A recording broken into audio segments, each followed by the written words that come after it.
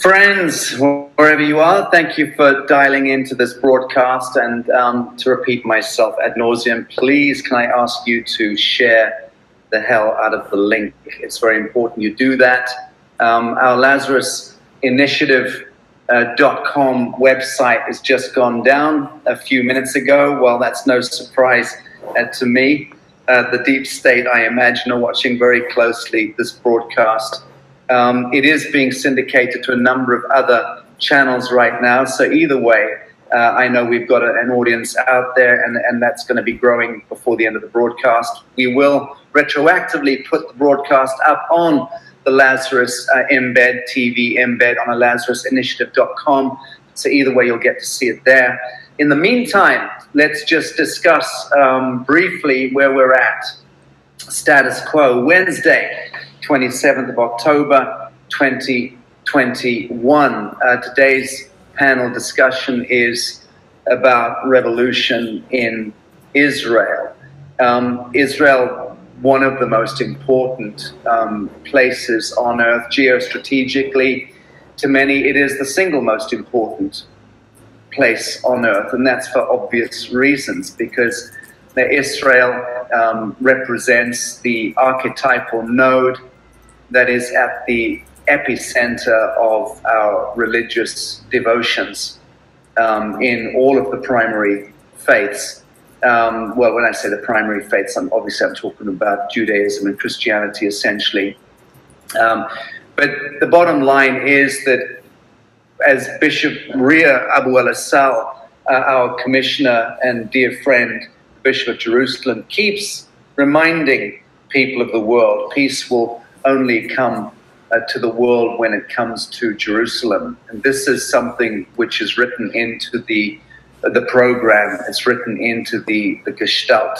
We all know that the Palestine-Israel divide is, in a sense, the thorn that is under the saddle, and it's in the back of the camel in order to maintain a constant dystopia, a constant fractiousness in the zeitgeist. So we need to look very closely at what is happening at Israel for many different reasons, not least because, in a sense, it's the most weaponized society on the face of the earth. It has a sort of quadrillion-dollar war machine behind it, given that Israel, the state of Israel, the corporation state of Israel, is the franchise of the Anglo-American corporation, which itself is a franchise of the Vatican complex and the black papacy, the Jesuitical element behind the Vatican complex. To most pedestrian people, this sounds like nonsense, but then to most pedestrian people, I'd invite them to look out their window on the streets of Tel Aviv or Jerusalem right now and tell me what you see. Because what you see is a fucking twilight zone. It is not normal. What's happening in Israel is Saturnian, Luciferian, satanic in extreme. It's deeply troubling, because if it follows through in Israel, it follows through in the rest of the world. The devils are passing statutes dressed up as laws without consulting the Knesset. That is a desperately serious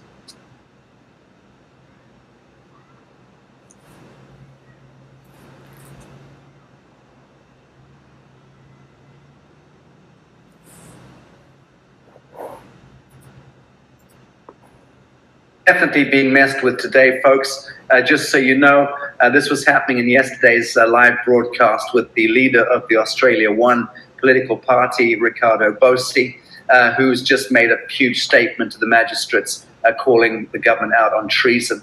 And my broadcast was tampered with every 15, 20 minutes. I might drop out for a few seconds. I'll be back in. We have a bypass mechanism here. Let me cut to the chase. FDA have approved vaccines for children in Israel. They're about to go for your babies, friends. I want to introduce Rotem Brown onto the panel, who is an attorney who owns a private law office in Tel Aviv, and she's one of the founders and pillars of the Israeli Investigative People Committee. And together with her fellow attorney, Irit Yankovic, she is part of a legal duo that filed numerous claims to the High Court of Justice against government violations of human rights and dozens of letters and other legal actions and initiatives, including a mass complaint that was filed against the Israeli government by over 60,000 citizens in police stations all over Israel. Rotem, you're very welcome. Hello, everybody. Hello to all the good citizens of the world. Thank you for having me. Well, thank you for joining us. Let me also bring on side Iris Portugaly, along with her husband Ofer, has been leading one of the most groundbreaking jazz ensembles in Israeli culture for over 30 years. On October the 15th, she resigned from her position as academic director of the Rimon Music School, the leading and largest music school in Israel, due to her firm opposition to the Green Passport policy. Iris, you are greatly welcomed here today. Thank you for having me. My honor. Very, very, very good to see you. I'm also going to bring on board Raphael Ben Dor, media activist and founder of Nowhere. What a great name. Israeli uncensored website channel, a social activist website translating and delivering awakening knowledge from around the world to the Israeli people on subjects of the NWO, New World Order, health and personal development. Raphael will talk about advancing to the new world that we can create, turning to higher morals, education, values, natural health, and aligning with divine codes of God's creation in everyday life. Well, I'll leave it to you, Raphael, to describe what you mean by that, but you're greatly welcome here today. Thank you very much, Sacha. Great to be here. Thank you.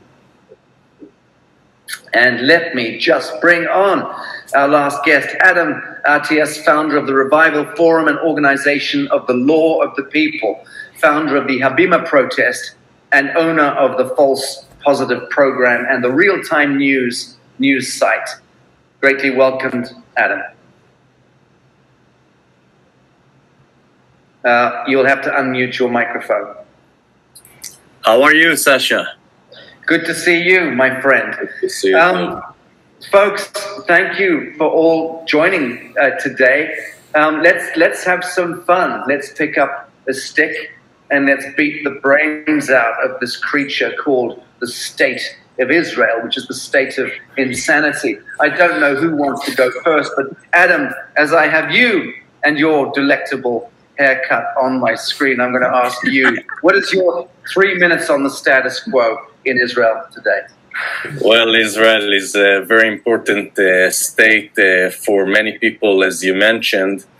But the important for the Israeli subject right now is because we are the laboratory of the world. First of all, they test the vaccines and all kind of manipulation on the mind. They doing those tests in Israel first, and then they exit it to the rest of the world. So we're kind of a petri dish for you to see and to prepare for what's coming next to you. Right, and that was my point. Somebody needs to mute their microphone. Thank you.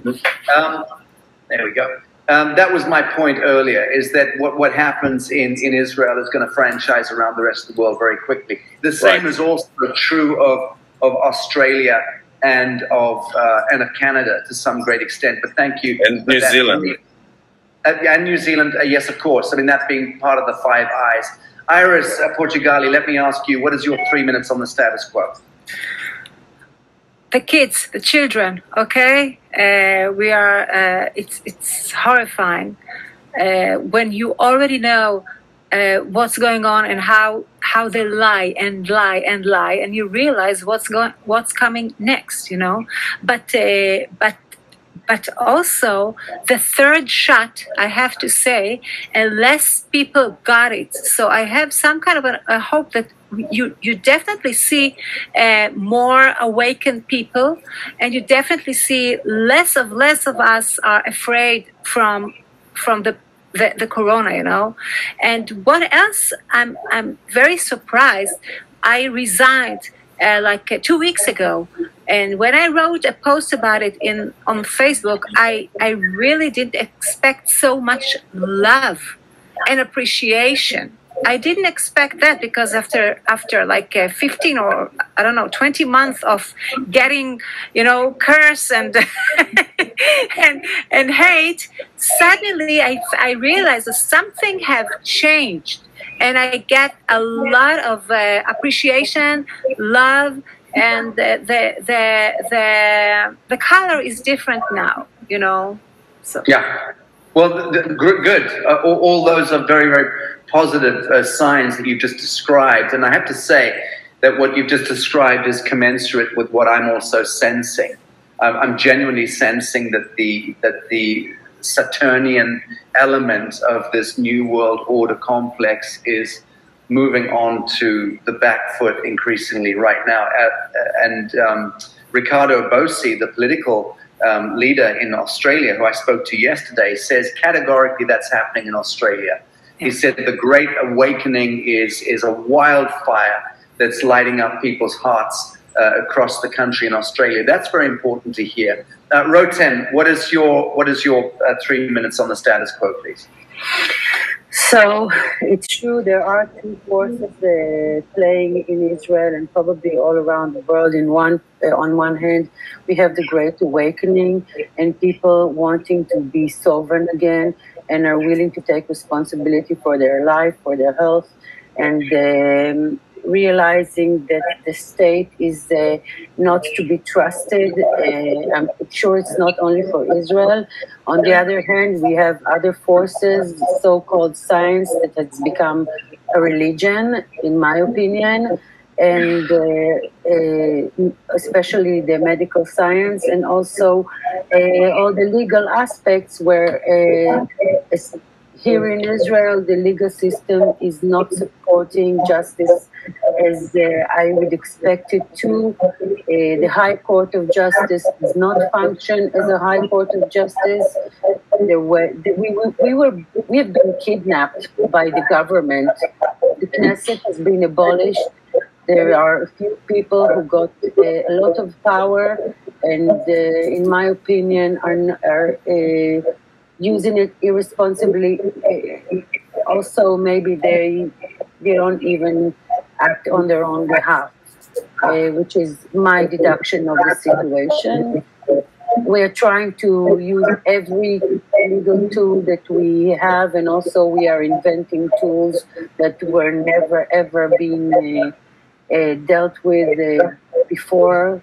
We will talk about it later, but really, it's all about people taking the sovereignty back, and becoming citizens instead of subjects.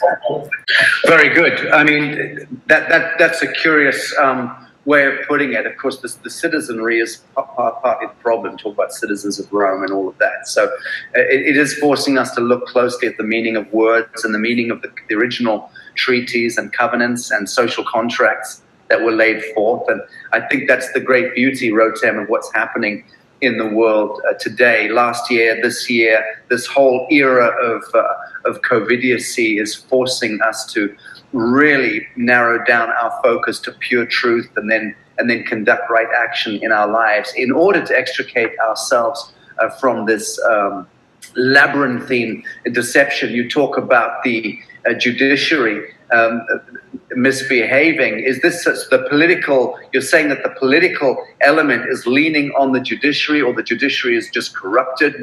Where is the issue coming from as it relates to the courts in Israel not conducting themselves according to their mandate? I would not say that they are being corrupt, but more that they are being mentally kidnapped to ideas and conceptions that are misleading, and the trust in the health services and in the government is very high, and has no basis in real life. Most of the people who run the healthcare here, or the health system, or administrations, are in the middle of, they have serious conflicts of interest, and they are highly influenced by pharma. Okay. So, you know all this. I think everybody who is watching this. But then surely that's corruption by definition. That's corruption, surely.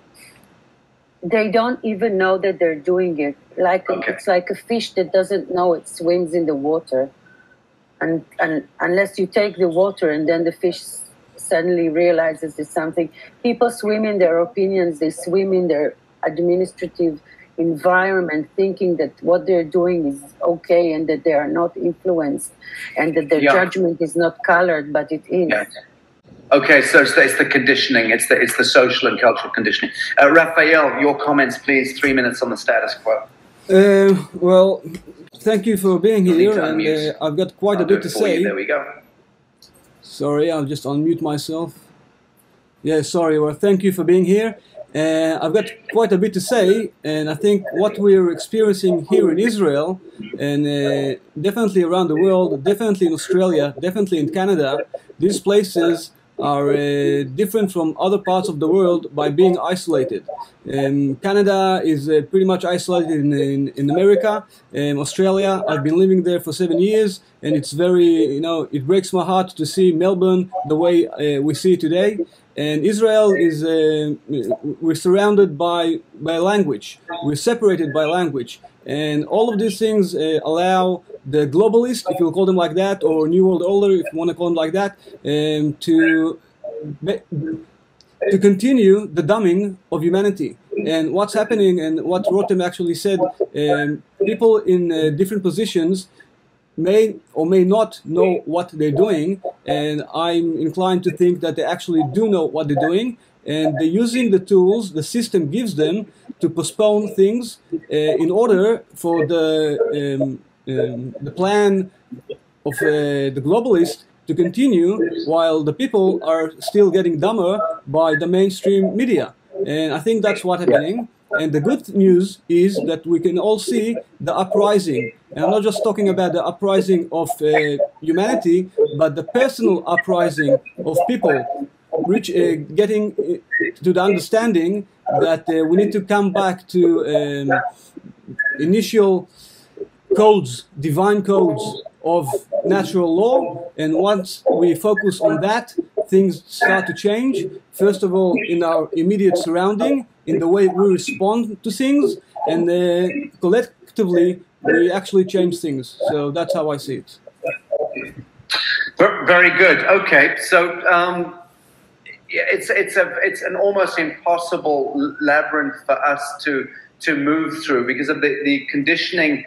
The social conditioning is one piece that Rotem just spoke to, and I think that's a very important piece. But there's so many other elements that are afflicting humanity at the same time. I mean, we're being poisoned. So forget about social conditioning. I mean, psychological and emotional trauma.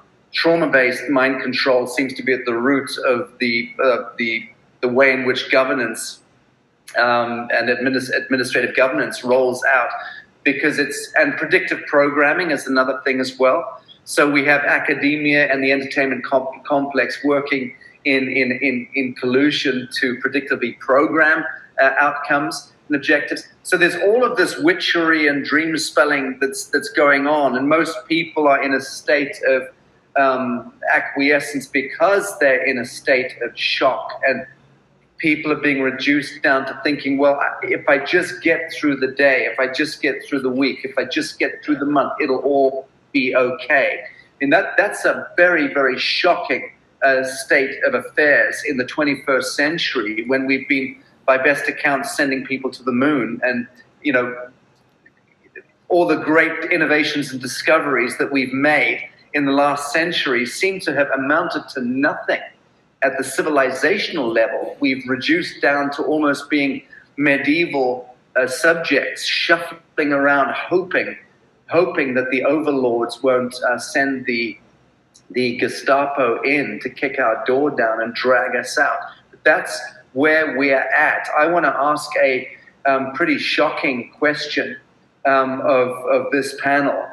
In my view, a Holocaust is absolutely underway in Israel today. I would call it a Holocaust by the true meaning of the word.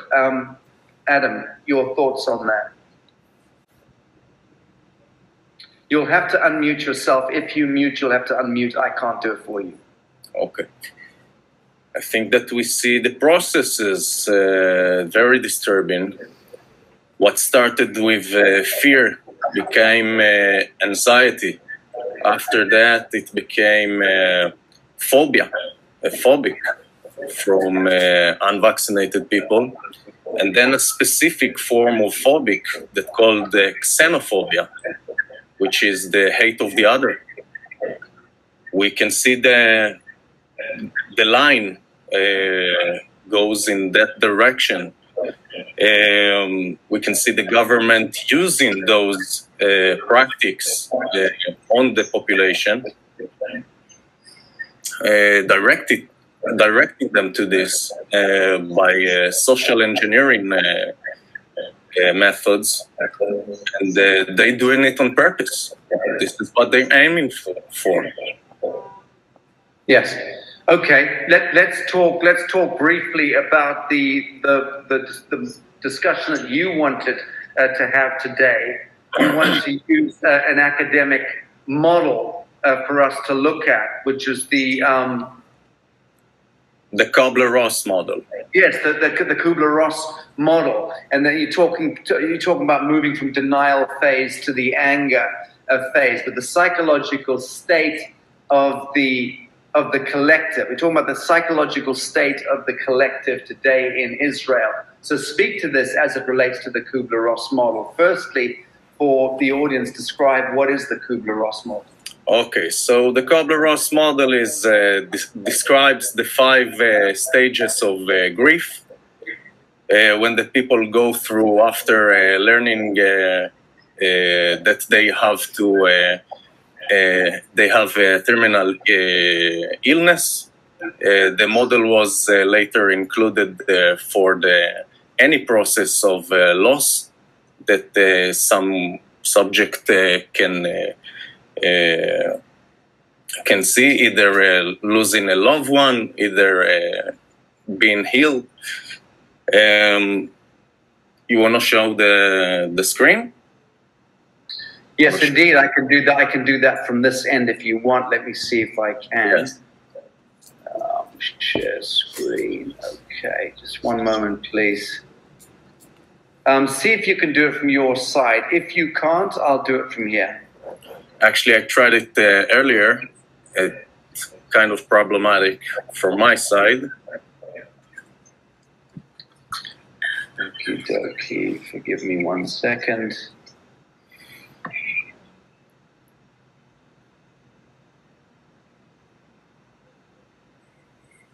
Okay, I've got it up here. It's called 5 stages of grief, the Kubler-Ross model. Let me see if I can share the screen now. Just pull up that. Boom. There we go. You can go to the 3rd slide. All right, that should be it. All right, we'll go to the 3rd slide. Yeah.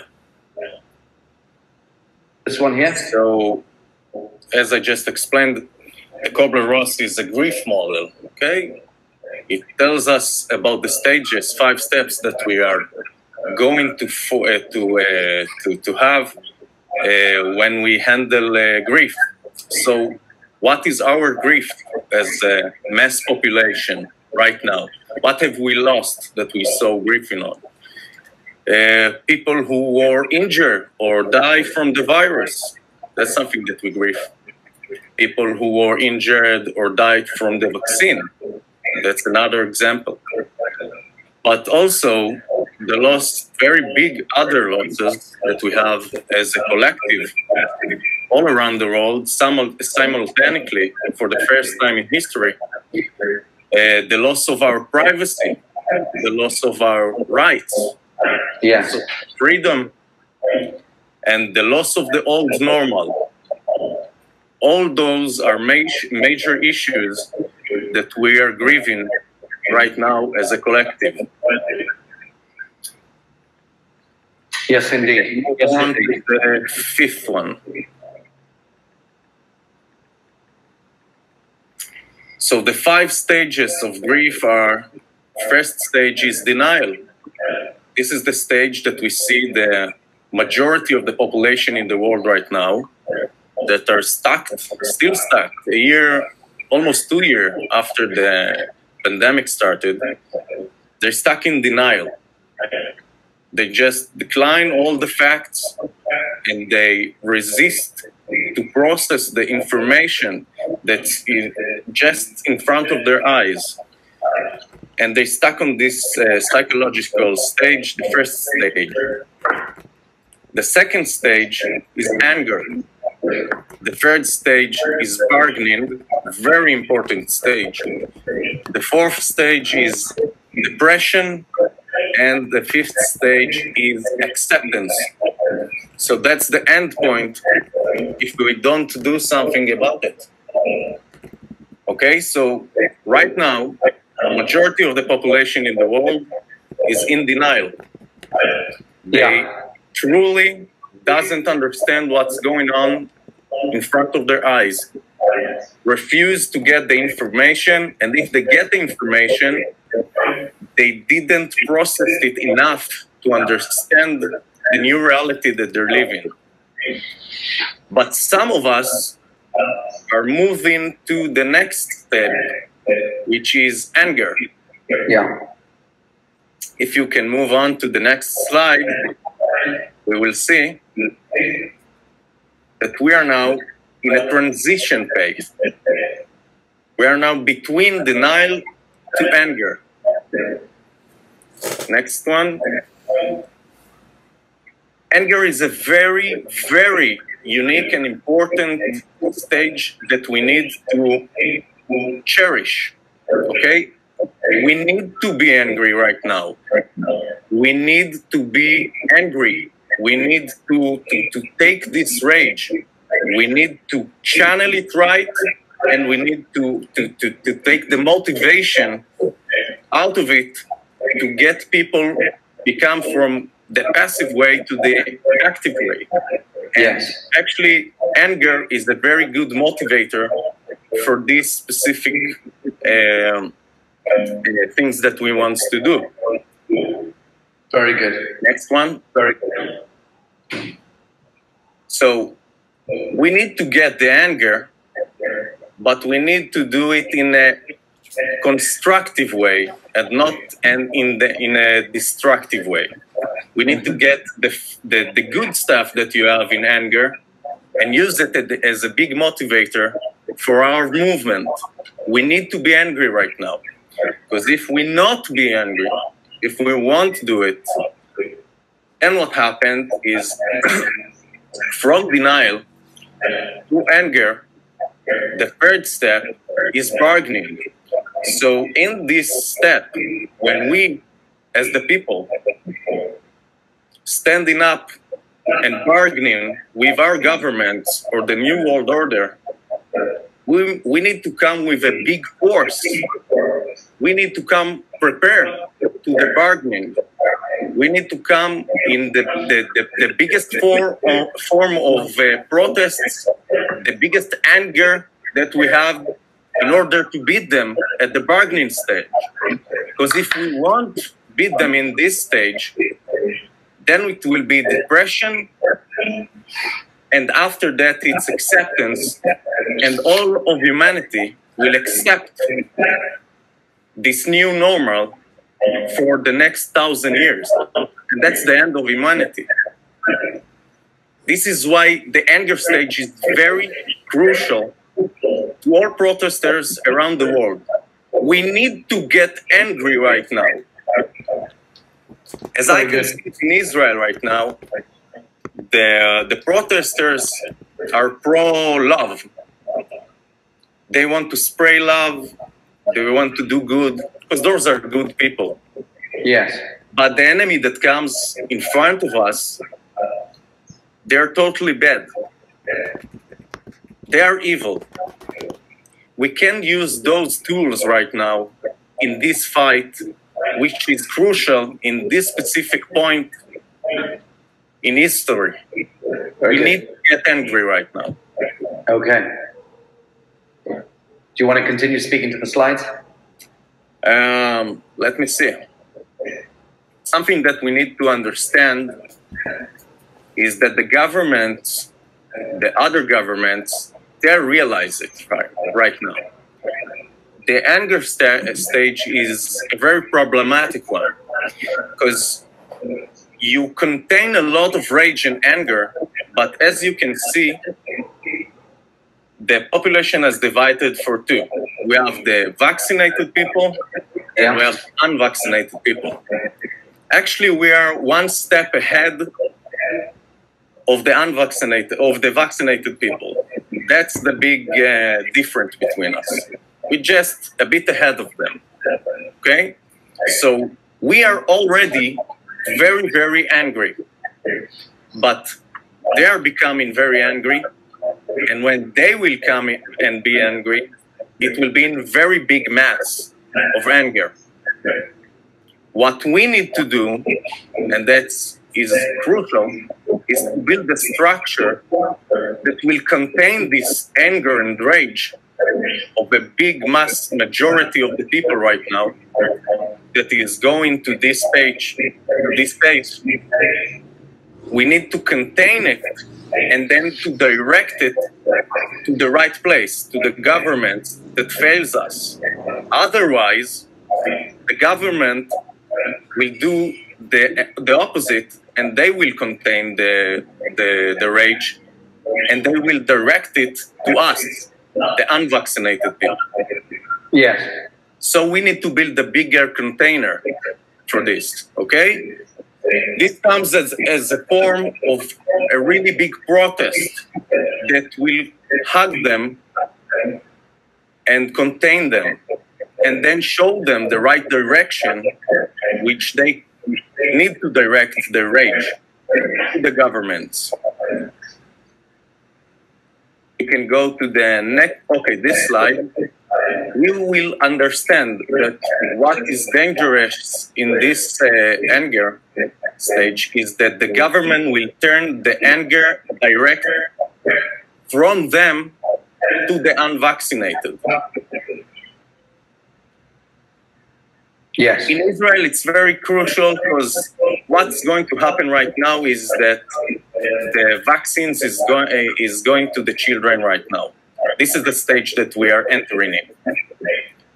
And when a father will give a vaccine to his child because he thinks that this is something that will protect him, and this child will die from this vaccine, the father will have a cognitive dissonance.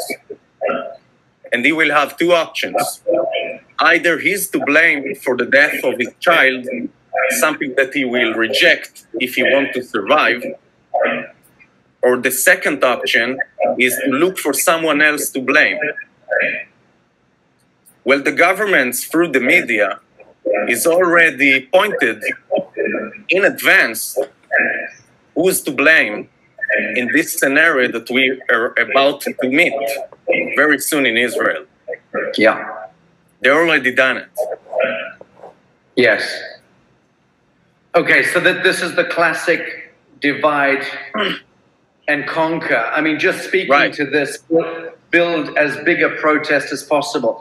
I've got to tell you, I'm a frontline activist, and I've been at this for over 2 decades. I don't know what the hell this means, build a big protest.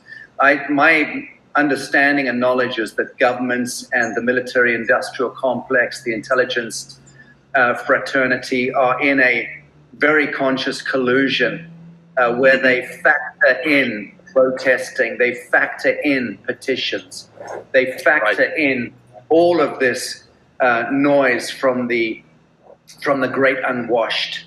And I don't know that any of it means a jot. Of course it matters that people go out onto the street. But I've got to say it matters a great deal more to me that people stop just going out into the street and then go back home. You've got to take the fight to the man. You've got to take it to the executive branch, the legislative branch, the judicial branch, the administrative branches of government, the public health administrators. You've got to take to the local mayors, to the local sheriffs, to the local police, to the local councillors, to the local parliamentarians and representatives. You got to, at some point, we have to get these people by the collar. At some point, we have to drag these people into the market square.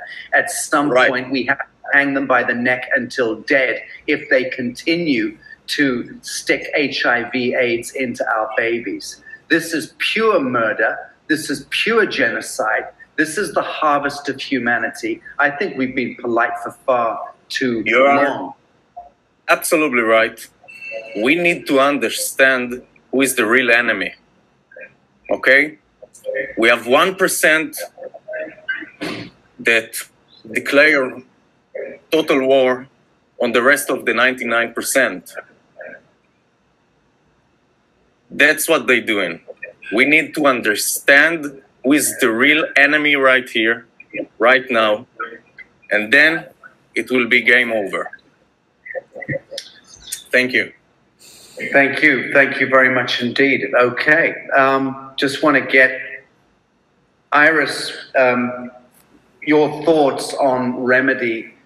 How do good people of Israel, in your view, seek remedy? What is the path of least resistance to the highest outcome in getting remedy right now? I'm sorry, but I didn't understand the word remedy. Can anyone? What I mean is justice. I mean justice for the people. Yeah. I want to begin with what you said about the Holocaust. The Israelis, even if we are second and third generation to a Holocaust survival, we are all traumatized. We cannot even hear this word, and it's amazing how we've been programmed. So we can remember this, the Holocaust one day a year, maybe stand and talk about it for one day, but never talk about it during the rest of the year, and not even think ever that anything can happen again. And when I resigned, what I wrote for my colleagues, I wrote them that my great-grandfather, in Germany during the 30s, when everybody was busy in applying the regime, rules, he escaped his kids away from Germany, and that's why I'm here. And I'm not going to follow rules and not asking questions. And I think what's amazing is that we're talking about 1%, but they need the 99% to, they recruit most of the people, because the structure of the society is that you have a role and you don't ask too many questions. You work in a company, and it's like an army. You don't even realize that you work like in an army. Someone who is, ahead of you, tells you what to do, and that's your role in the company, and you're not supposed to ask questions about other things. And I'm an academic director. I'm not supposed to ask how students will enter the school. It's not my business. Oh, of course it's my business. If they have a barcode, it's not, I have to teach them how to play music, So in my case, I'm not sure about anger and rage. I'm not sure. I think the most important thing is not to obey. Is first of all making alternative. Making an alternative word. Not to obey, not to need the metrics, not to cut our relationship with them. So let's look at that momentarily, Iris, because at the end of the day, it comes down to one of two things. Humans today are following either coin or conscience. It's one or the other. People who are just following orders are following coin. Coin is what determines whether you follow orders or not. And coin represents fear. It represents the threat of scarcity, the threat of loss, the threat of not having enough. And the entire planet has been thrown into a draconian thrall of fear for centuries based on coin, supremacy and dominion of that so-called 1% over the 99. I would suggest it's 0.001% over 99.999%. I know a bit more about the realpolitik and the demographics. But the point is that usury is the root of all evil. And the banks and the bankster class, which emerged through the hegemony of the Vatican complex over many, many centuries, issuing really from the 4th century in the Council of Nicaea, and we've got the systemic notion that we have to make money in order to survive, and then we have to pay tithes to Caesar, pay taxes, in order to have the permission to survive. So there's this perversity that is systemically programmed into humans, believing that the fucking government is the thing that leads the production, is the thing that determines our fate. When we've just lost sight of the fact that government is supposed to be an apparatus that is there to serve our needs and our wishes, our desires, our dreams. So the perversity is in me when I am failing to recognize my own standing as a son or a daughter of God. That clearly to me is the issue. It all comes down to that. Rotem, I know you're an attorney, and which makes you cleverer than most of us at the best of times. But it's also clear to me that it's legality and law and the play with words and objectives and meanings and outcomes in the theater of courts and court systems and jurisprudence is so much a part of the problem of why we've ended up where we've ended up today. Because law, legality, and statutes serve dead fictions, corporations, corporate entities, trusts, fictions, never serve the living. So would you agree, more or less, that we need to completely redefine law and our ideas of jurisprudence moving forward? So I'll say this. Law is a tool, it's an apparatus, just like government. And going back to what you said about coin, I'll say that before I was a lawyer, I was an economist. So my take on things are very much in this perspective of economy and law and money. They are social contracts. And most of life or human structures as we know them, the electricity in our house, the shopping that we do, it's all built on these contracts.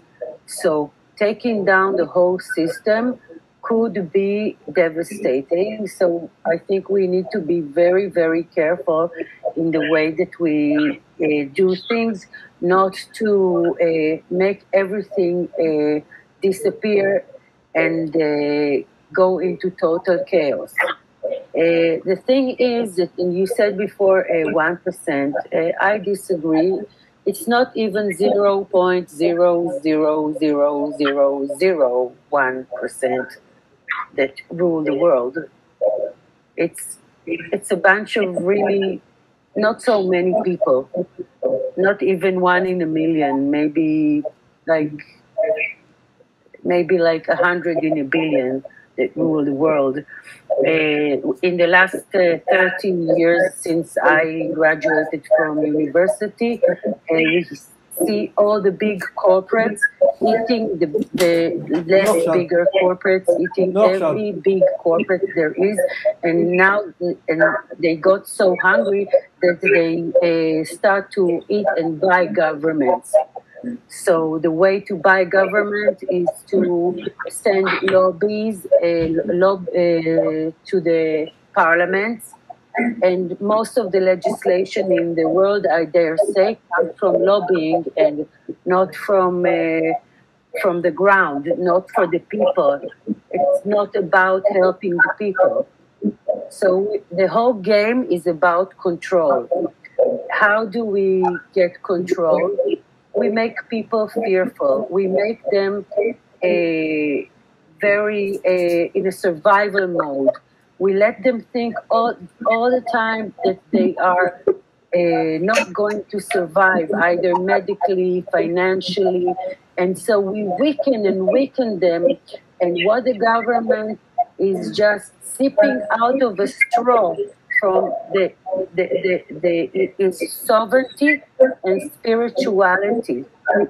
The whole thing is to separate the person from the spirit, to make him a surviving creature that is always thinking about his survival, always. Yes. Not for one moment thinking about values, thinking about vision, dreaming his life and making his dreams come true. We want the people to always be surviving. This is the highway to control. Now, the whole corona thing, they say it's a pandemic. I disagree. I think that if you have some emergency state, like many countries have legislated the state of emergency and so took authority upon this state of emergency, so the corona is more of a Trojan horse to get the state of emergency to have more and more authority. Because if there was such a horrible disease roaming the streets, it would have been reflected. Each of us here would have known at least 100 people died. Yes. This is not the situation. It's not reflecting. I'm sorry, this is not reflecting. So all of the people who actually think that there is a plague running around, open your eyes. Where can you see it? I dare you to take me to this stroll and show it to me. I am so curious to actually see it. And very good. So very good. It's all about control. Yes, it is all about control. I just want to touch on something here, which I think would be very, very interesting for this panel to speak to. And it's something which I've been speaking about in lectures for the last couple of months. And it's something called the Universe 25 experiment. I'm not sure if anyone here has heard about it. But let me just throw up a slide to give you an example. The Universe 25 experiment, I'm reading this because it's a short brief, is one of the most terrifying experiments in the history of science, which, through the behavior of a colony of mice, was an attempt by scientists to explain human society, okay? And the idea of Universe 25 came from the American scientist John Calhoun, this chap here. Okay, and he created an ideal world in a laboratory in which hundreds of mice would live and reproduce. Most specifically, Calhoun built this paradise of mice, a specially designed space where the rodents had an abundance of food and water, as well as a large living area. And in the beginning, he placed 4 pairs of mice that in a short space of time began to reproduce, okay, resulting in their population growing very rapidly. After 315 days, their reproduction began to decrease significantly. When the number of rodents reached 600, a hierarchy was formed between them, and the so-called wretches started to appear, okay? The larger rodents began to attack the group, with the result that many males began to collapse psychologically. And as a result, the females did not protect themselves, and they showed more and more aggressivity in their behavior, with isolationing and lack of reproduction and so on. And there was a low birth rate, which issued. At the same time, an increase in mortality in the younger rodents began. Then a new class of male rodents appeared, the so-called beautiful mice. They refused to mate with the females or to fight for their space. All they cared about was food and sleep. And at one point, the beautiful male mice and the isolated, aggressive females made up the majority of the population, right? According to Calhoun, the death phase consisted of two stages. Firstly, the psychological death occurred. This is a very important piece. And this was characterized by a loss of purpose in life. And as time went on, juvenile mortality reached 100% and reproduction reached 0. Among the endangered mice, homosexuality became rife, and at the same time, cannibalism increased, despite the fact that there was plenty of food and water. 2 years after the start of the experiment, the last baby of the colony was born. And by 1973, Calhoun had killed the last mouse in the Universe 25 experiment. But listen to this. He repeated the experiment 25 more times. And each time the result was exactly the same. So his scientific model, this Universe 25, has been used as a model for interpreting social or societal collapse. And his research serves as a focal point for the study of urban sociology. And I just wanted to raise that specter because it really speaks to so much of what's going on in the world today. The way in which the social engineering, the Fabianist agenda, the transgenderification, the mixing up of all of these archetypes and thematics in our lives is really bringing us to such a state of collective psychological or psycho-emotional distress. And I'm not aiming a gun here at LGBT. That's a matter for individuals, absolutely. Always was, always will be.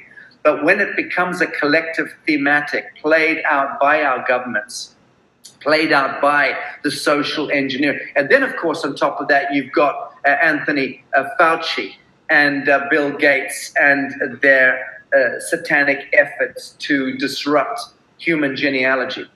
So that's the bit I want to speak to briefly and get some commentary from each of you on. Raphael, your thoughts about cultural and social programming and Israel being at the vanguard of that, because we know that that's the case. Well, I think actually what you presented is something we know about, and I say know about is for those people that actually bother to learn and educate themselves and know a bit more about what social human behavior is, because we can see that happening all around the big cities of the world. The bigger the city, the more populated the city is, the crime rate increases, and all these abnormal behaviors are increasing, and eventually things like that happen. So we know that, and I think once we know that, and that's exactly what my mission in the last 2 years, and apparently it's going to be my life mission, is about education. We have to educate ourselves, and part of the dumbing of humanity is to prevent us from this knowledge, different kind of knowledge, that will make us get much better decisions. And you know, there's a lot of things that were said here about fear and about coins, and these are decisions that if you go to the hardcore or the essence of where this decision is coming from, is if you're choosing fear, or you're choosing coin, or you're choosing the E-quadrant, as Kiyosaki says, okay, it's the same thing. You're looking for security. It's false security, because real security comes from full sovereignty. You have to take care of your own, and it's not about building a better system. Because if we're going to be building a better system, we're actually subscribing to their method. It's going to be build back better. We don't want to build back better. We want to build anew. And we can start building anew right now. And I think that's what people here in Israel, and hopefully I see that all around the world, are actually doing. And that's part of the things we're actually supporting very much. If we'll go back to what's really important for most of us, all of us, it's the children. And two things. First of all, it's the health of the children.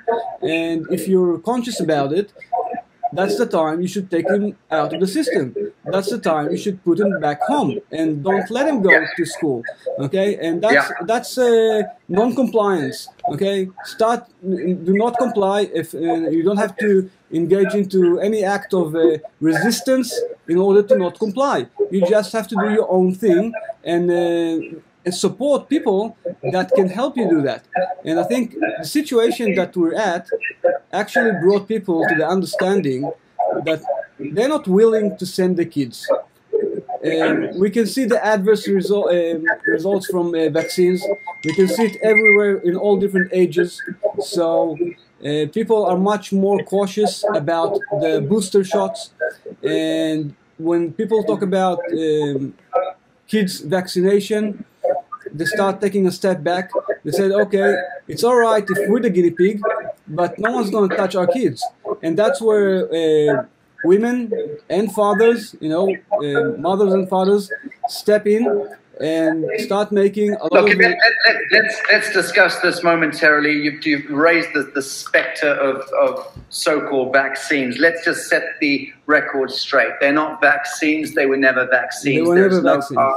There is no part of these lethal chemical mRNA disruption, gene therapy injections that have anything to do with vaccines. Number one, it's not a goddamn vaccine. Let's stop calling it that. But of course, I understand what you mean. They are lethal. Anyone taking boosters will be dead before Christmas, certainly dead before the end of next year. Absolutely. If you've taken 3, you're in deep, deep trouble. If you've taken 3 so-called vaccines, you will be lucky to make it to next summer. That's a fact. I've heard this from some of the world's leading medical scientists and doctors. Maybe you're lucky enough to have taken a placebo, and yes, a lot of placebos were administered all around the world. You may be lucky. The first wave of idiots who lined up to get their vaccines probably got placebos. And if you're still alive a year later, it's probably because you did get a placebo. And now that would have been done by the status quo in order to create a false light of sympathy. Forgive me, a false light on the notion of vaccines being poisonous. But we know categorically what is happening to the mRNA. We know about the graphene oxide and the hydrogel. We know that hundreds of millions of people are being turned now into spike protein zombies. Your biology is no longer yours. You've been patented because what's taking place is CRISPR technology. Your mRNA is being interceded. You're not the same creature. Lean in, mothers and fathers. Lean into what I'm about to tell you. One of the world's preeminent psychics who speaks to animals and has a very impeccable reputation for many, many years in communicating with horses, dogs, cats, birds, all animals, contacted me a few weeks ago. And she said, there is something very, very wrong. I need you to know about it, and I need you to try and tell the world. She's been called in for the last few months by many owners and trainers of animals who are asking her, will you please communicate to the polo pony or to the racehorse or to the show dog or to the cat or to the parrot, because they're misbehaving. The animals are not responding. And she is communicating to these animals all around the world. And she is asking the racehorse or the polo pony, why are you not responding to your owner or to your trainer?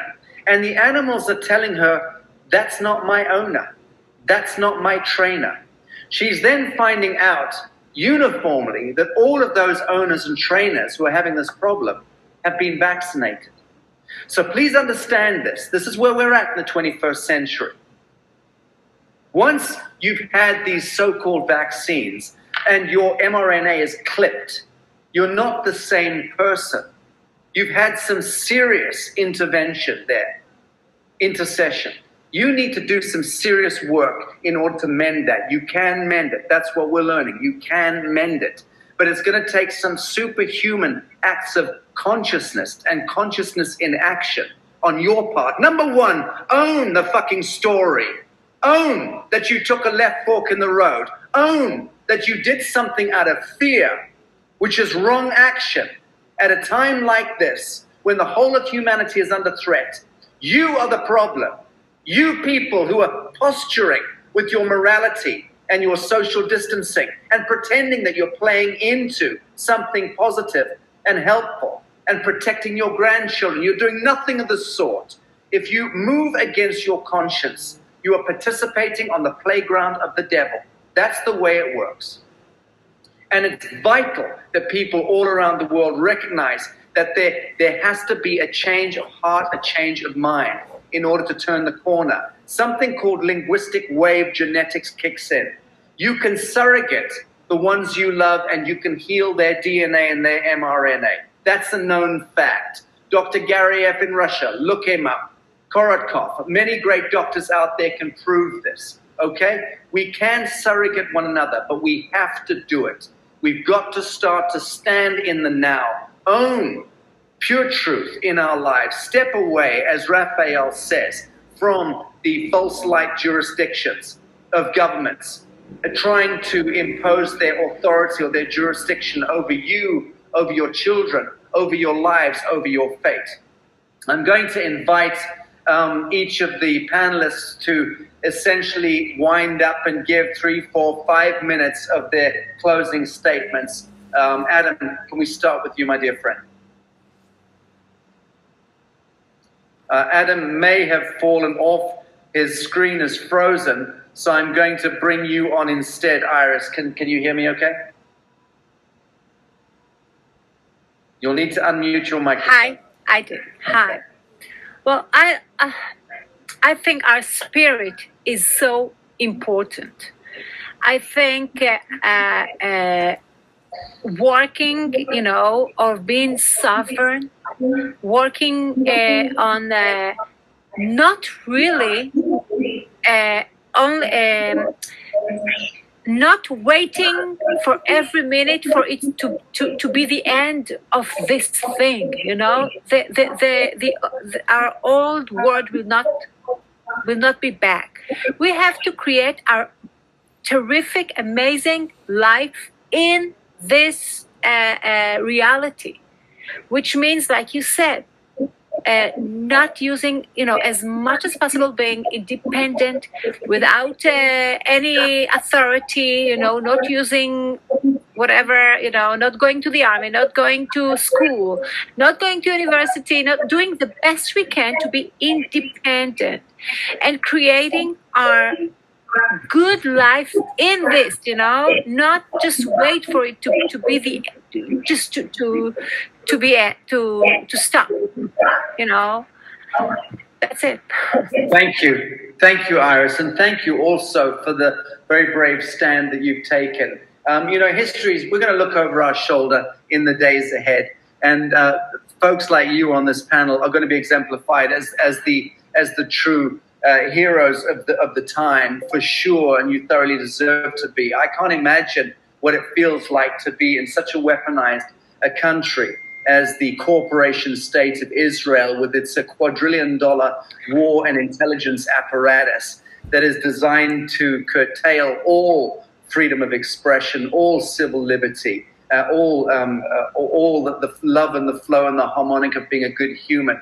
The fact that you guys prevail, and not just prevail, but seem to be stepping into some kind of supernatural strength, that to me gives me and the rest of the world tremendous hope. But thank you, Iris Portugaly. You know, I just want to tell you, I just want to tell you that 2 years ago, if I heard you say what you said right now, I would be so shocked and I would never want to hear you again.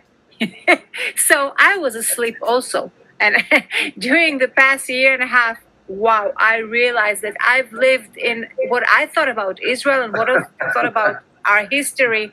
Oh my God, I was brainwashed.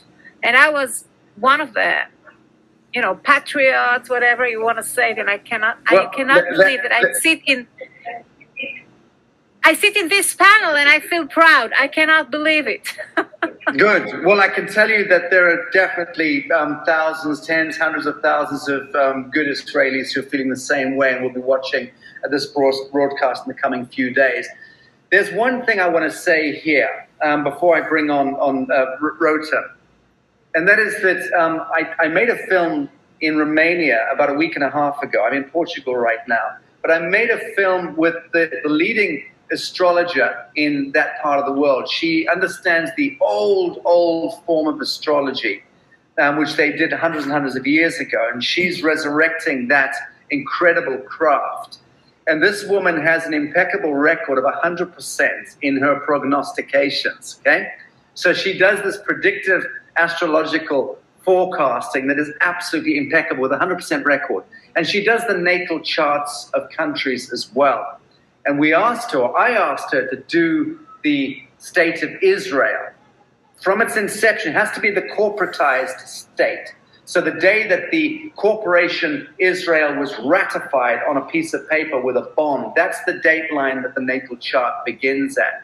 And she did do that. And it's about a 20-minute long film. I'm actually going to drop it in at the end of this broadcast. Before I kill the broadcast, I'm going to let the audience watch that 15, 16, 17-minute film. But what she says on the natal chart of Israel and what Israel needs to do now, today, the people of Israel have got to break the bone of their state and reset it psychologically and intellectually. And there's a couple of things that they need to do in order to do that. So I would urge the audience, continue to share this, but wait to the end of the broadcast in a few minutes and I'll let you watch that predictive natal chart of the state of Israel. Rotem, the FDA having now approved vaccines for children in Israel, the true Holocaust, by best accounts, is yet to come. From your perspective, how on earth can people of Israel apprehend the government in this insane orientation? I'll tell you something that might surprise you, but I don't think that we should put any emphasis on the experimental drug because I think it just throws us away from the actual solution. And I do want to tell you that a month or two ago, some person approached me about his child that was injured by a vaccine, not this investigational drug. And he hit the jackpot with me because I finally understood the way that we can step out of it and how it's going to all be game over. And the game over is unity.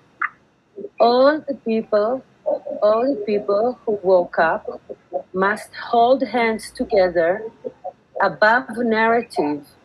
And I have since got in touch with people from the Arab Society and also from the Jewish Orthodox Society, people who woke up and have stepped above the narrative. We all know that we've been lied to for decades. Yes. They tell us who to hate. They tell us why to hate them. They tell us things that are lies. We are not born to be the same. We are born to be different. Unity is between different people and not between people that are the same. We want to have a mutual truth and not one truth. Once we understand this, we go above the narrative, we hold our hands, and there's no investigative drug or FDA or any other organization, I would not even say the word that I'm thinking, that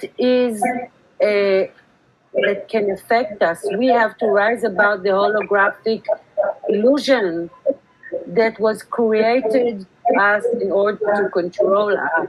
Beautiful. It is game over. And we are now going in Israel, like you said, Jerusalem. The meaning of Jerusalem is the completeness. Yes. Not just shalom, not just peace, because peace and completeness, completeness will come to Israel, and then it will flood the world when we hold hands together above narrative, not having any politician tell us who to hate and what to do. Beautiful, Rotem, and a lot of people commenting, loving your words here. Thank you. Couldn't agree more with you. And you've actually rounded off the broadcast on the right notes, which is all about sitting right here, who we are, what we are, quanta of the human condition, the human heart, is also our way back home. It's how we move through this valley of death, this shadow of death, by simply being human with our capacity the power to love. Of love is the most power of love is the most powerful force in the universe. It certainly is. We know that. We can measure the wave, the empathic wave of the human heart is the only wave form that can traverse the entire known universe. Raphael, your closing comments, my dear friend. Well, I can say it in 2 words or 3 words. In God we trust. And I think it comes to that. But not just trusting God. God asks us to do one thing, to do a leap of faith and to take the action and really to look at the past, first of all, to look at all the prophets. Any religion we look at, but we all come down to the same essence, and the prophets were told by God to do things. They mostly had to work with a very stubborn people, and we see it all around. All of those activists, we're trying to shake up people around us. We're trying to bring them awake and show them the way, but it's really not up to us. It's really it's sovereignty. It's each to his own, to learn the material and to look for the people of inspiration, not of leadership, of inspiration, and to lead his own way. Together is family, together is friends, together whoever is inclined to take part. And really, it hurts me. It hurts me a lot because I realize that we're going to be dealing with a lot of casualties in the forthcoming years, maybe decades. It's going to take a lot of time to, to work with people's health problems. We're going to have a lot of death. We know that. We'll have to work with all the orphans. We'll have to take care of all of them, and we will do that. And we need to understand that now and start working towards that now and build the systems that allows us to have good nutrition for our body, for our mind, and for our soul. Because this body and all things around us are nothing but energy frequency. And once we know that, we understand that all we need to do, Einstein told it well, we need to change the frequency. E equals mc squared. And it can only be changed when you change the E. If you don't change the E, the result will always be the same. And the E is the energy. So, like, you're an activist for quite a long time, so you've been to quite a few demonstrations. I actually don't really support demonstrations. I think it's like it's fighting against someone. And I think instead of fighting against someone, we should build the thing we want to do. And I think that for Israel... It's very difficult to do that when you're not even allowed to leave your home and pick up your toolkit. And this is the problem we've got right now. I agree, but still, there's calmness in the eye of the storm. And we all need to find the calm in the eye of the storm. Because everything tumbles around you. You need to find your way to be calm and to make the right decisions, even if it sounds like the craziest thing. But not wearing a mask, there's nothing crazy about it. Or not supporting the coffee shop that asks you for a barcode, there's nothing crazy about it. It's being crazy to go and have a coffee at a coffee shop that asks you for that. That's crazy. Very good. Very good. Thank you. Thank you, Raphael, very much. Agreed fully with all of your words. Rotem speaks about the need for us to orchestrate a soft landing as opposed to a hard landing. That's one of my takeaways from today's panel. I agree with that.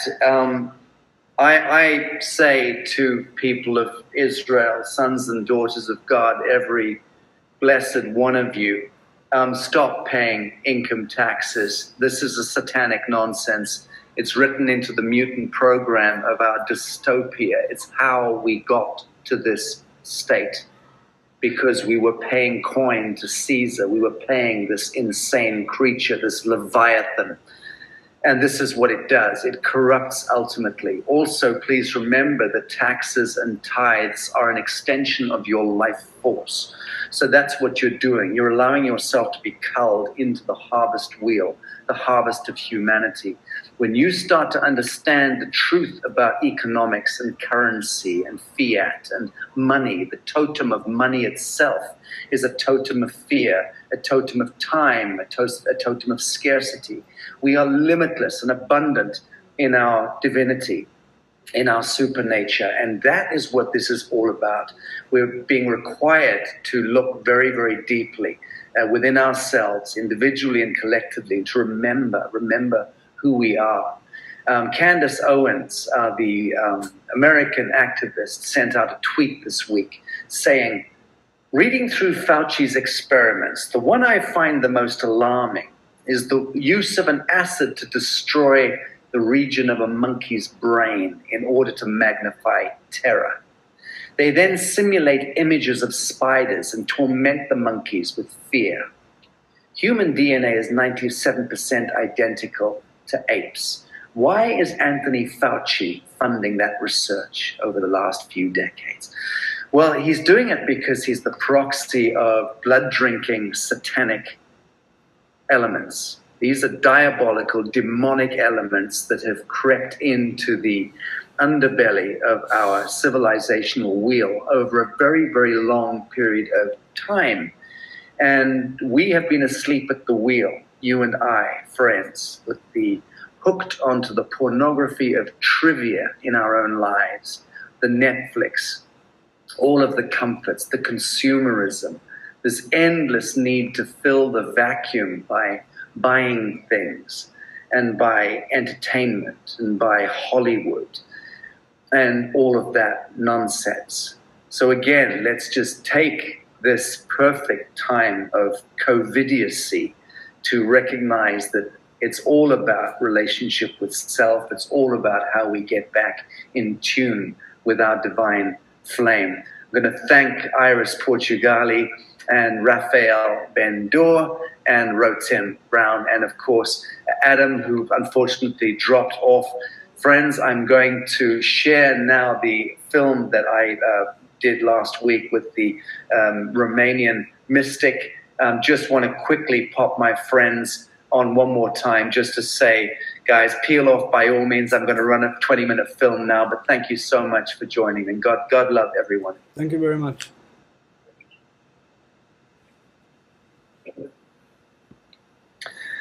Okay, friends, so here we go. Let me share my screen with you.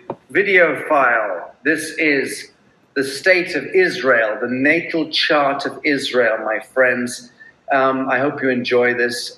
Tune into the LazarusInitiative.com, LazarusInitiative.com if you want to see the full symposium this week. We're also doing the natal charts revelation on Washington District of Columbia, the City of London, and the Vatican City, because we want to understand these power centers and what their fate is in the days ahead. It's very, very telling stuff. Enjoy the film. Bye now.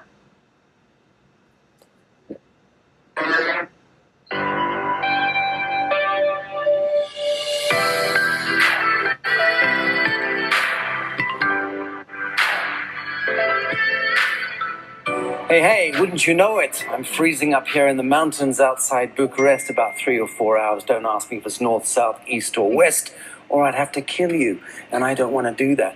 I'm very happy to be here getting a crash course in traditional astrology as it relates to the most noble people of Europe.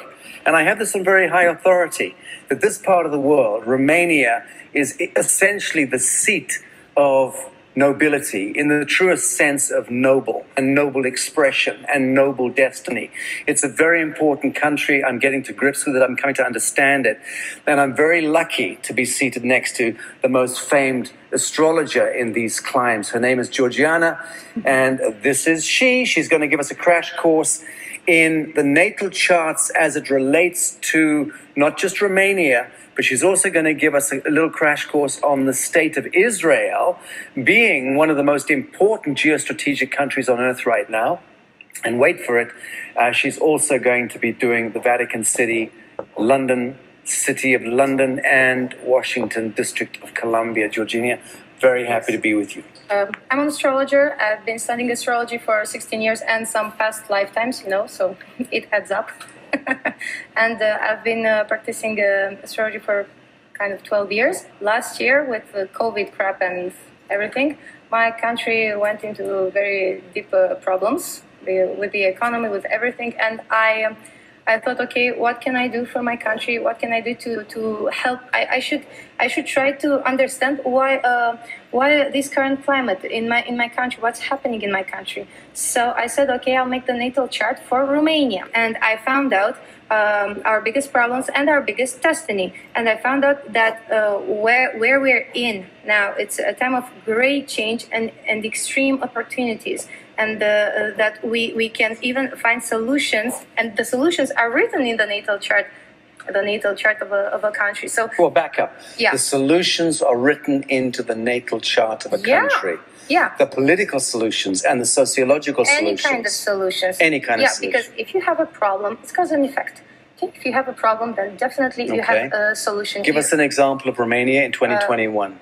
Oh my God. I mean, you've already predicted everything that's happening in Romania based on this form of traditional astrology. Year. Yes, I was very interested to make the predictions for this year and next year, and everything that I predicted so far happened. Okay. The government crashed, which is very good. Well, it's not good now, but it's going to be good in the future. Okay, all the crises, all the things that are happening, and what happens with the population at large. Okay, and for example, I gave the problems, and I found out that people came and contacted me with solutions and said, hey, okay, we have a solution. We can do a financial solution, business solution. Okay. Yeah. So the important thing with the natal chart of a country is, if you find out where are the problems, because you can look at the problem globally and say, okay, this country is poor. Yeah, but that's not the problem. Maybe it is poor because people there have a low self-esteem and they sell themselves cheap, like for Romanians. This is our problem. This is historically, yes, and especially in this astrological equation that we have now since 1989. So, 1989 for the audience is when the revolution happened, taking Ceausescu down. Yes, and the communists fell. Right. So that was into chaos, but that was a huge axiomatic moment in the history. It is the new birth date for Romania, and everything that happened in the last 30 years is based on that date, 22 December 1989, 1530. So when you cast the natal chart, you're looking from that date? Exactly. The birth of the new Romania is what you're looking at. Exactly. So you can tell what the fate of the new Romania is going to be. And the fate for Romania, it's actually a very interesting one. The North Node, which is the destiny, each one of us have a destiny, and so the countries, you know.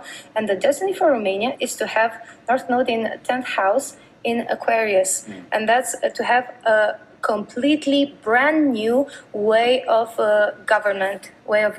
Okay. So what will happen in the very near future is that the government will fall, but instead, it won't be the new regime, or what you want to call it. It will be power to the people, not to the government with politicians. Okay, so as we know it. So we don't want government 2.0. No, we want a real revolution. Exactly. In as much as we want to reinvent the entire metric of governance. And this is going to happen to Romania. Okay. So this that's why I say this is a time of great opportunity for Romania, and I think we'll see great things happening here. So let's just look a little bit about Romania around the world. Romania, you've got 8-9 million people outside of the country. Is that correct? Something like 15, this. 15. Million. Okay, huge. Yeah. All around the world. Yeah, and you can see that in the NATO. Right, and there's a good reason why they fucked off, right? Yeah, of course, because, well, briefly, in the communist period, you were prohibited to go outside the country, and there was this thirst for knowledge, for new things. But if you look in the astrological chart, you see that they went away because they have to repay their debt. We were a people that did not cherish what we had. We were filthy rich. We had everything, but we didn't cherish what we had. Where's that wealth gone? No, it's still here, but it is used by strangers, not by us, not by Romania, you know. And the thing is that because we didn't cherish what we had for the last hundreds of years, like 400 of years, we had been at the mercy of other conquerors. You mean like the Catholic Church, for instance? Here it's called the Orthodox Church, but well, it's the same thing. Yeah. Orthodox Church is a franchise of the Catholic Church. Yes. Oh, by the way, as a parenthesis, have you noticed that all the Orthodox countries are extremely poor? Very poor. Yeah, that's interesting. Greece. Bulgaria, Romania. We are poor. That's a thing to think about. Okay. Talk about the traditional form of astrology that you do. Well, I'm more inclined. How is it different to modern astrology? Well, modern astrology is mostly concerned with what you feel, what you think, your psychological state of mind, and that's nice. But when you have to do a prediction, you have to say, you know, this year you're going to get pregnant, you're going to get a divorce, you're going to crash your car, or somebody else is going to crash it, or you'll buy a home or don't buy a home because you'll lose your money. I mean, very material facts. If you're a good astrologer, you must be able to predict this. Very good. Okay. So we need to move on to Israel. Yeah, Israel. Okay, so we're going to show this plate to the audience. Yeah. Walk us through it. Okay, so the first chart is the natal chart of Israel. Israel was born on a Friday on 14th May 1948, and the hour 1600 hours, something like that. Generally said in Tel Aviv. Okay, so it shows the destiny, and what's very important to understand: the North Node, the destiny. If a country has a destiny, when it fulfills that destiny, it goes to the next level. So it dies and rebirths itself. So it has another birthday. Okay, so that's very, very important. And when we see that the country goes to fulfilling that destiny, it means it's at the end of its existence. Okay. And it's interesting for Romania. So you're telling me that Israel is on the brink of reformatting, falling. What are we seeing? Now it's a very difficult time for Israel because they've all been vaccinated for a start. Yeah, but so we're talking about tampering with the mitochondria of the people. Yeah. That's a serious change. It's actually it's not a change. It's what you see in the world as an external expression, but inside it is the same way of doing things that their government always did. It's now just you see it. Subterfuge. And now the most important thing: what's the destiny for Israel? Israel has the North Node in the 7th house in Taurus. That means they have to have good, harmonious, peaceful relations with their allies and their enemies. Okay. I don't think they're doing that. I don't know. Right? Okay. Very curious. Very curious. So if they're not doing their destiny, then maybe they're doing the opposite, which is the greatest mistake that you can do in your Which means life. they're doubling up on the subterfuge, doubling up on the stealth. Of course. And the greatest mistake for them is the South Node in the 1st house in Scorpio. That means to be very attached to their own way of doing things, seeing things. That means they're very selfish. And they do not accept... Okay, so when you say they, because I have a lot of friends in Israel, and they're the most beautiful, grounded human beings I think I've ever met in my life. That's the population, Right. Yeah, so we're talking about what? The technocrats? We're talking about the crypto Jews, the Zionist element? Yeah, good question. Good question. The the problem is that the chart is for the whole people. And now, if a lot of people are innocent, okay, always, but if they support a corrupt government, then they're implicit. Yeah, they're complicit. Exactly. They're involved. Exactly. Okay. Good. So the problem is that. It's not a problem. It's a fact. Okay, I'm stating the facts. It's not problems. They're very proud people. That's not a bad thing. It's good because they have a very good image. Yeah, they have a very good image. But the thing and the population. See the moon, which is the population, is in Leo. It's very proud. It's very they are proud of their heritage. That's a good thing actually. We should be as proud as them. You know. Okay. That would be nice. And what kind of leaders do they prefer? We look at the sun. The sun is the head of the state. You know, it's in Taurus. They look for a person that can give them safety, financial safety for a long time. So they like to plan ahead. You know, like planning ahead. But to get financial security today, you have to lie, steal, cheat, bribe, blackmail, threaten, murder. That's how you do it, because economics is the biggest lie in the history of the world. Yes, so this is why they've chosen these thuggish, brutal leaders, right? It's because they agree with them. Yeah. They're proud. We can see here that the leaders, they enforce their authority towards their people. I mean, they're not kind to other populations, but they're not kind to their people either. Understood. You know, that's very important. But the people, the moon, is in accordance because it's in the same it's in the same sign. It's in Leo. Yeah. So if they're tyrannical or what they are doing now because they're killing their own people. Yeah. Okay, see, they agree with it. I mean, they're the chosen people. They are supposed to make sacrifices because they're chosen. Well, they claim to be the chosen people. I think the Irish, the original Celts in Ireland, might disagree. But let's carry on. Okay, so the most important thing is that they have to learn. So the destiny, they have to learn to have peaceful and equal relationships. And the thing is that they are not good with agreeing with another party. Bravo. If they have just one mindset. I mean, if you want to be their ally, you have to say and do things like they want to do it. If not, then you have a problem. Well, you have to be Jewish for a start. Yes, but the problem is that they have to learn how to live with other people, with other nations. Okay, is that going to happen? Based on what you're seeing? No, because they are very proud. The thing is that they have to learn not to be generous, to cooperate. If they don't learn this lesson of cooperation, to be open to others, to not to make compromises, but to make an equitable exchange, okay, equitable. Okay, then they will lose their territories because Lilith, the vulnerable point in their natal chart, is in the 4th house in Aquarius. And when this thing happens, it means that they will always have problem with their territories, and that in the end they will lose. They will lose their territory. That's this is their biggest flaw. You know, it's also their biggest fear. Yes, because they do whatever they can to enforce force. To keep things steady. Okay. And another thing is that we look in the 12th house, which is the house of secrets, secret services, and so on. That's a very interesting house in general for countries, you know. And you see here, they are very good at communication. They are very good with entertaining relations with other nations.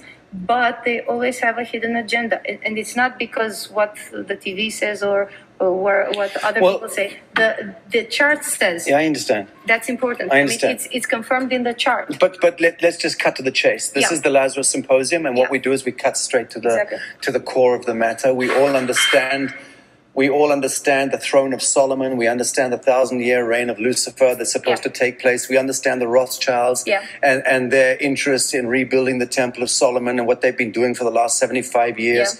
We understand the tentacles of these crypto-Jewish Sabbateans globally, from Russia to Albania, all around the world. This has become a real scourge of humanity. Again, I make the distinction. This is not Jews. This is the crypto-Jewish Sabbatean element. And it's about time that we spoke boldly about this. All around the world, people are becoming enraged. I've dealt with some of these motherfuckers in Hollywood, okay, and who control the media and essentially media.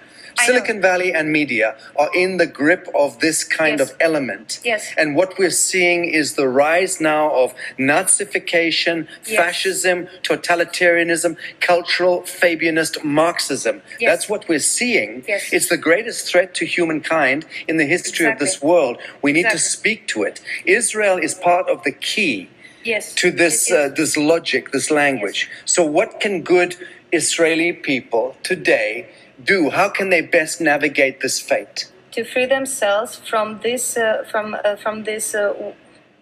to be a Jew anymore. I don't know. Maybe it's to become a human. Yes, exactly. I mean, to get rid of their tradition. This is the most important thing, and then I will get to the chart for this year, which is very important. So they have to learn to be not so attached to their heritage. I mean, it's good to be a patriot. It's good to be proud of who you are. But when you're pushing this, that's cult programming. Yeah, and they have to get out of this. The cult program. Yes, that's what good people should do. Very good. Good. So now we are moving to 2020, 2021. Yeah. So the solar chart. This is important. It's for 14 May 2020, 14 May 2021. Okay. So this is the solar chart. Okay. This year, so we have two charts. The chart of tendencies. What it is possible to happen, and the composite chart where we'll see what will happen based on this tendency. We need to accelerate this section. The tendency in this year, the Israeli people are extremely vulnerable. They have a vulnerable image. They have so it's a very vulnerable year for them because they have financial problems with the money produced in their own country. Insufficient money. Yeah, and the American tax dollars are no longer going to continue to bail out in the way they have been. I believe so. And how do you see they have money problems this year? Because they how it connects here. They become very aggressive with their military. They have a military press. So if you see the Israeli nation beginning to be more aggressive with their military, that means they're out of money. Very good. And that's why they have, it's a theater of war. Very good. They're doing theatrics. Very good. Understood. Okay, good. Now, they have problems with their... the good thing for Israeli people who are awake is that they have a window of opportunity this year because the 11th house, the house of social justice, is very is brutally aspected, but this is good because they will act. They have to rebel against the oppression, and it is shown it is a huge oppression. It's Saturn with Jupiter and with Pluto in conjunction in Capricorn. It's a huge boot in their teeth. It's huge. Very good. It's hard. Okay, understood. And now we must look at the composite chart where we see what's gonna. What they will do. The thing is that the Israeli government is good at keeping the balance inside the country. So they will stabilize it by lying. This is very important. They have Lilith in the 3rd house in Pisces. So they will lie this year to their own people and towards the international mass media as they never lied before. So that's important. Okay, that's a good one to watch out for, my fellow friends in Israel. So everything that they say in mass media, it's a huge deception. lie. It's deception to cover the thing that they are vulnerable this year. Very good. Okay.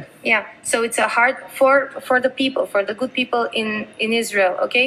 Advice: you have to get out of your roots, to untie your roots. Okay, and should we wind up now? Yeah. Okay, well, I think that's pretty comprehensive. I mean, you've given some very clear indicators to the fate of the state of Israel this year. This is an essential year. Yes. And you know, as a conclusion, you know, when an animal is hurt and it's caught in a corner, it's going to be very violent and dangerous. This is what happens here. Okay, so this is the image that everybody should think about. Georgiana, thank you. Looking forward to seeing you live. Yeah, sure. Okay, folks, that's it. It's a wrap. Okay, so what to say, folks? I hope you found that interesting. Leah, you've made a comment here saying that she started with the birth of Israel in May 1948.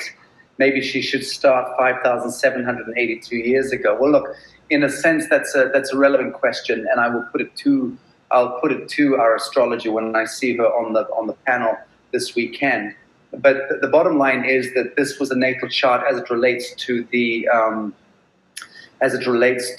corporation state of Israel. So I'm making this. I'm the one who asked for this. I'm making a distinction between the corporation state of Israel and the genesis of the peoples.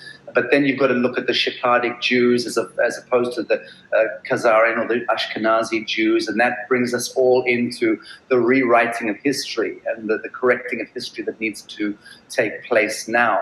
I'm doing a great deal of work right now with different researchers in looking to uncover the true history. And this is to do with Tataria, Tataris, and so on, the true golden age. It looks as though 1,000 years was taken out of our history books, a whole period of 1,000 years, quite seriously, friends. It's very, very serious stuff. But I'm looking at doing a 12 or 13-part series on correcting history.